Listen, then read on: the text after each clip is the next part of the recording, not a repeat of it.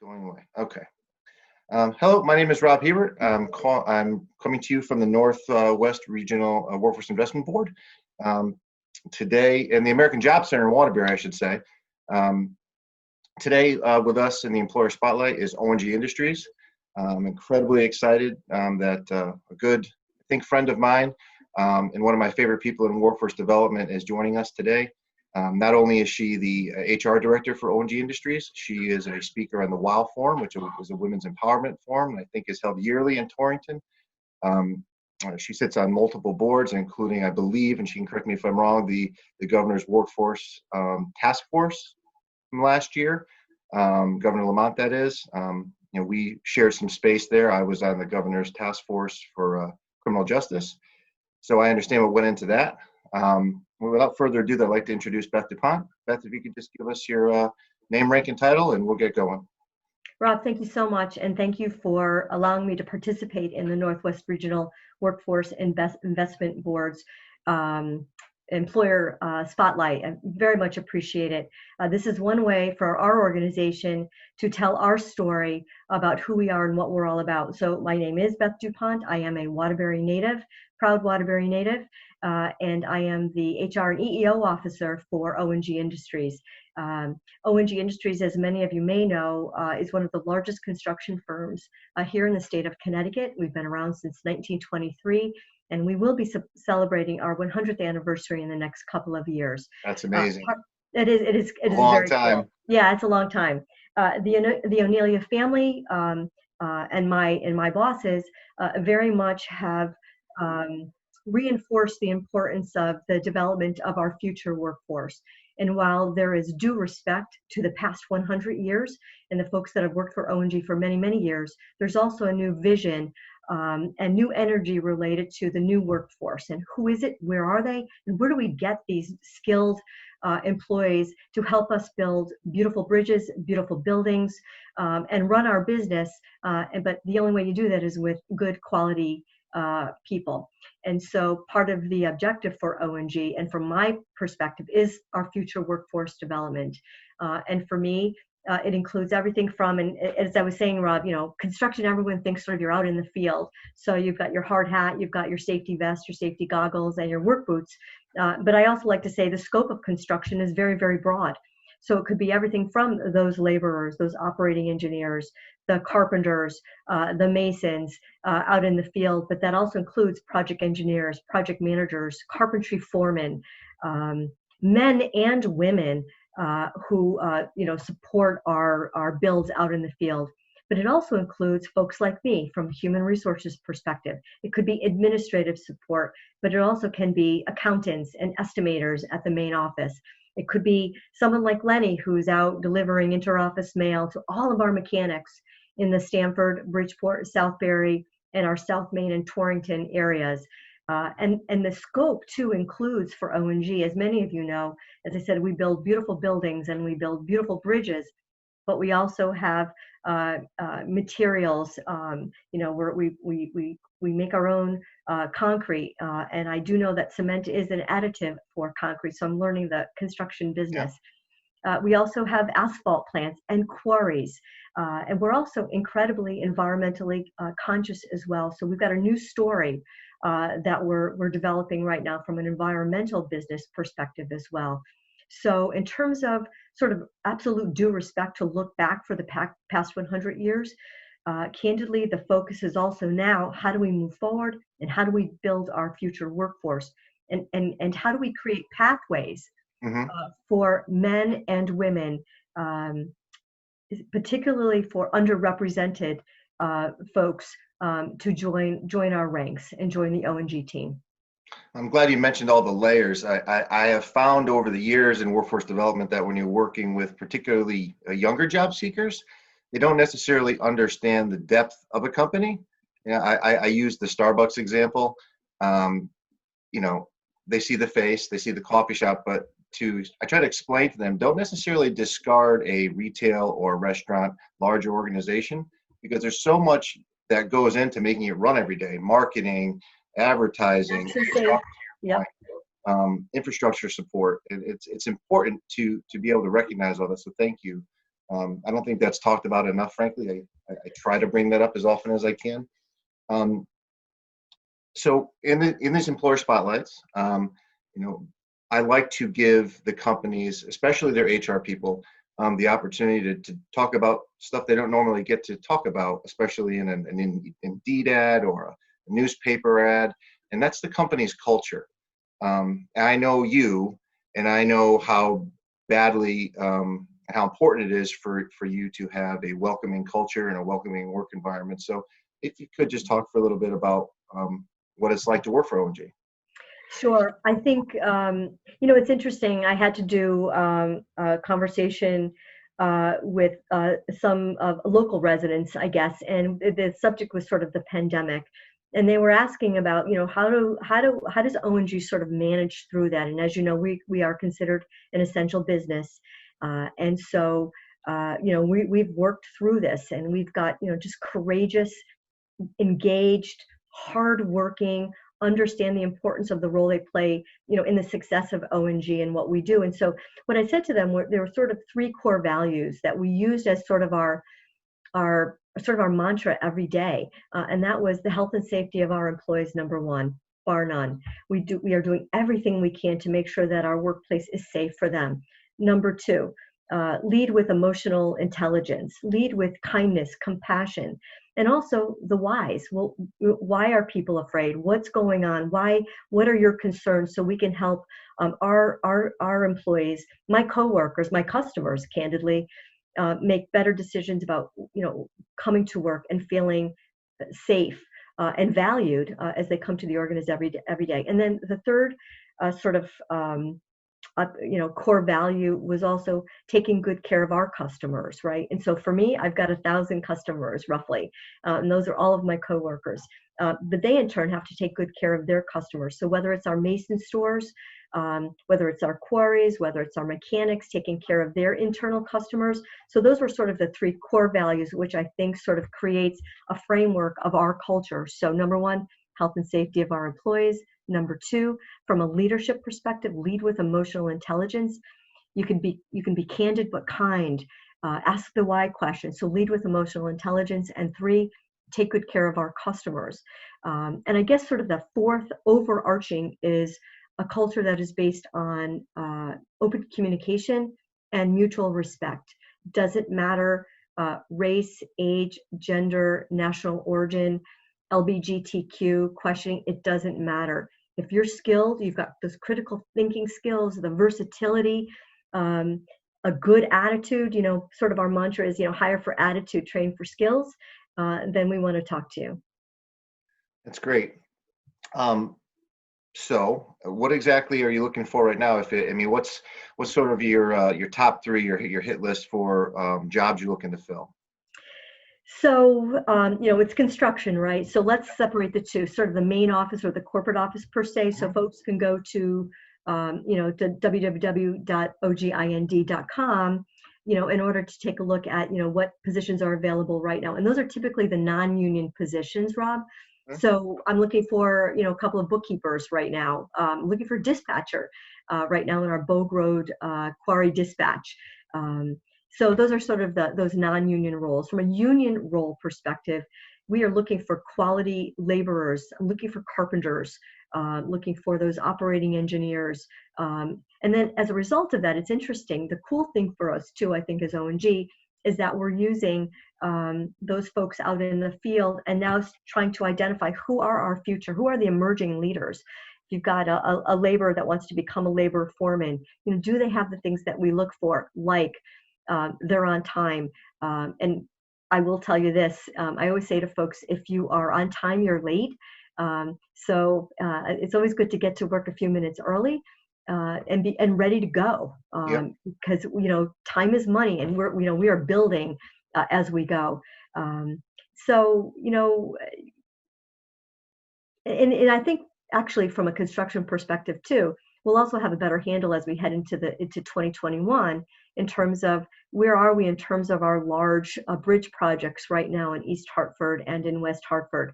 We're building several schools right now, and we're bidding on several other projects as well. So that sort of frames out what we look for. But generally speaking,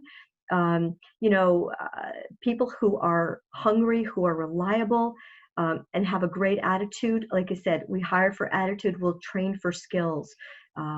So for immediate interest, I would go to our ONG website. Can you give me that again? I'm going to put it in the chat so our folks can see it. Yep, it's www.ogind.com.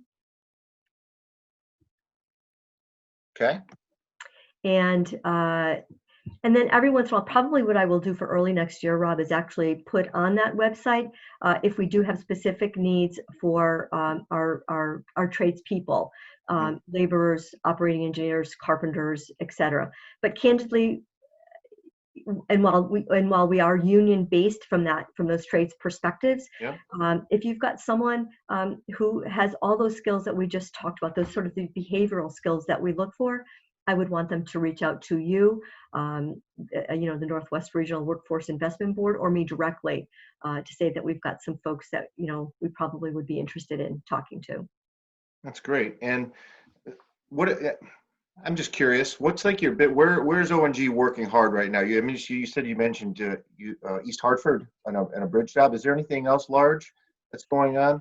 So we've got schools in Middletown. We've got several schools that we're building in Groton right now, Chapag, Woodbury, Middletown, in terms of buildings. We were doing some interior work with some of our hospitals in the state of Connecticut.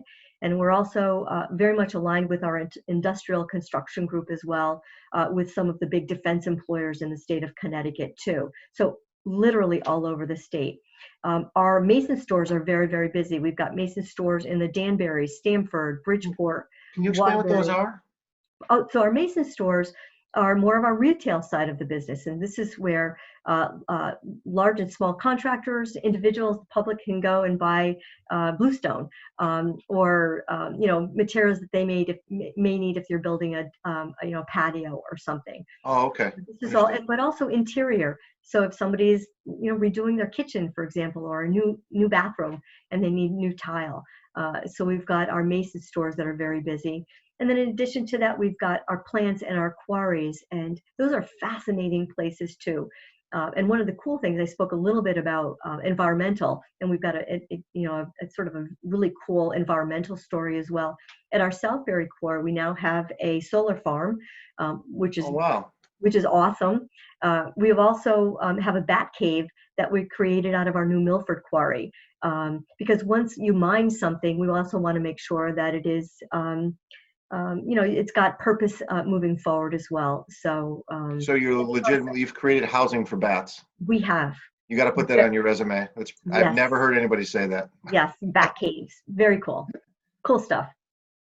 So one of the things that our job seekers are always interested in is salary ranges. Like what can I expect roughly to get paid for particular functions? And maybe this is a space where you might be able to explain the difference between a union and a non-union job. Because a lot of people, especially young job seekers, it's really unfamiliar space for them. So, so let's talk about our non-union first, right? And so those skill sets, they, in terms of the skill set and the range, in terms of salaries, sort of depend on experience and whether, in terms of types of education.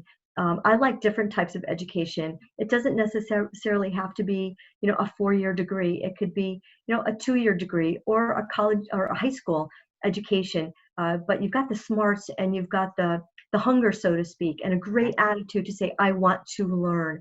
So I'm always looking for lifelong learners as well. And I always, ask people questions about their degree of curiosity. What are you reading? What are you listening to? Because I want to know that people are lifelong learners. Those are folks that we look for as well. I also want to, look for people who are versatile. So, what does that mean in terms of versatility? I guess for the most part, it goes back to attitude again, Rob. I'm not afraid to figure it out. I've got good research skills, or, I've never done this before, but I'm willing to give it a shot. Those are the people I want to talk to. So in terms of salary ranges, it depends. I think we don't have any minimum wage jobs, so I'm happy to to say that, in that That's these important. are good living wages, and that people have dignified economic independence if they uh, come work for ONG. So, bookkeeper salaries could be, starting, if you've got limited experience, maybe $20 an hour, on up. Um, so that's more on the sort of the non-union side, for example. If you go to the union side, obviously we work with our business partners, our union partners, related to the collective bargaining agreement, and everything is bargained, and everything is up for negotiation every few years. But as I said, without going into details related Yep. to hourly wage or annual salaries, these are these are not just jobs. These are professions. These are careers, right? Where there is dignified economic independence, whether you've got to pay your rent every month, you want to buy your first home, you're trying to put your kids through, taekwondo or soccer, but you could pay your bills, and live a good life. So I feel very strongly about the opportunities at ONG really are related to dignified economic independence. That is important, and that's a great answer. And I can tell anybody that's watching this, because I think I know you enough to know you would never stand up for an organization you didn't believe in, and I know how deeply you believe in where you work. So it's really good to hear. I would be remiss if I didn't ask you about an important area in Connecticut. As many people may know, Connecticut is a leader in what's referred to as prison reentry. I know that you, and I know that what you've told me about your bosses, it's important to them to look at second chances. It's important for them to be socially responsible in that way. Mhm. But maybe you could just tell our listeners, our watchers, as it were, sort of where you stand when it comes to second chances as a company. We are, I guess, as I said earlier, Rob, part of the my objective, and if working for the O'Neillia family and ONG Industries, related to future workforce development, so whether it's right now or the next 5 to 10 years, is creating new pathways, sort of enhancing the pathways that already exist, but also creating new pathways. And part of that also is removing barriers to entry into whether it's the construction field or ONG. Listen, we do have, we are, we have union agreements with our business partners with the Teamsters, for example. And these are, we are ruled by and must follow the rules by federal law related to driving, driving background screens or background screens, driving records, drug and alcohol screening, random drug testing. We do have pre-employment physicals and drug screens as well. So we do that. However, we're also understand what the EEOC rules are. We also understand whether it's the Department of Federal Motor Carrier Transportation guidelines. But I can tell you, working with our reentry employees, again, my customers, my coworkers, that is not a deterrent. That is one of our pathways, looking for skilled, versatile workforce. And so we feel very strongly about reentry as well, and work within those lanes in order to remove those barriers so those folks are successful. And as I said, also have the opportunity for dignified economic independence as well. And we will support them to the extent that we can. Listen, it's 100% on us, 100% on them. This is a partnership with all of our employees, all of my coworkers, including for me. So that's one way in terms of reentry. So yeah, that is candidly, selfishly, Rob, that is a workforce that I'm very much interested in continuing to workforce to learn more about, to develop that workforce, because that is part of our workforce. And I'll also tell you, Rob, it's also about how do we create new pathways for women in construction as well, and also our LGBTQ community too. So if I know what the barriers are, I'll try to figure out what they are, but we're also looking for, how do we get better at what we do too? And like I said, it's a bit selfish because we're looking for that future workforce, and there's a lot of different really skilled, people who want to work, and it doesn't matter background, doesn't matter in terms of, as I said, age, race, sex, gender. It doesn't matter. If you've got that good attitude, that great attitude, we'll talk to you. It's refreshing to hear an employer have their main concern. Will you show up on time? Will you do a good job? Will you leave and come back? Yeah, and you know what? At the end of the day, it's kind of simple, right? It is. But what I say to people too all the time is, look at, I'm not working for free. I have to work, Yep. and I go in every day. I do the best job that I can do every day, and then I want to go home to my family at night. It's as simple as that. Thank you so much.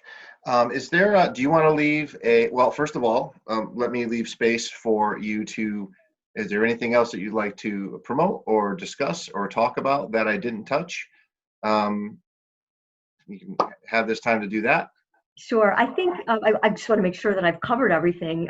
So we've talked about our building team, our heavy civil team, our mason stores, our aggregate and materials, plants and quarries, our asphalt teams, and then of course our main office as well. You can't do it without a group of, just rock solid people, at the main office too. And I think it's also important from an O&G perspective too, that we continue to tell our story of almost 100 years that we're very proud of. And I think if someone were to ask me, what are some of the things that attracted me to O&G, what I would say is a strong sense of pride in work, good work every day, being held accountable for good work, but a group of certainly passionate construction people, but compassionate, tolerant, curious, versatile group of coworkers that I work with every day.